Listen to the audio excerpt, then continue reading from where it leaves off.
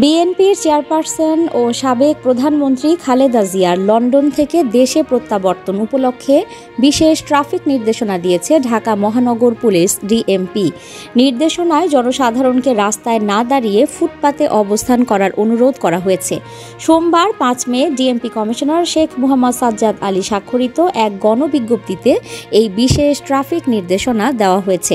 গণবিজ্ঞপ্তিতে বলা হয়, আগামী ৬ মে সকাল 10:30টায় বিএনপি চেয়ারপারসন ও সাবেক প্রধানমন্ত্রী বেগম খালেদা জিয়া লন্ডন থেকে চিকিৎসা শেষে দেশে প্রত্যাবর্তন করে ঢাকা বিমানবন্দর থেকে গুলশানের বাসভবনে আসবেন। এই উপলক্ষে ঢাকা এয়ারপোর্ট থেকে গুলশানের বাসভবন পর্যন্ত রাস্তায় তাকে অভ্যর্থনা জানানোর জন্য অতিরিক্ত জনসমাগম হওয়ার সম্ভাবনা থাকায় সুষ্ঠু ট্রাফিক ও নিরাপত্তা ব্যবস্থাপনার জন্য সংশ্লিষ্ট সবাইকে নিম্নোক্ত বিষয়গুলো প্রতিপালন করার জন্য বিশেষভাবে অনুরোধ করা হলো। নিউজ ডেস্ক, সংযুক্ত। সাবস্ক্রাইব করে সংযুক্তের সঙ্গে থাকুন।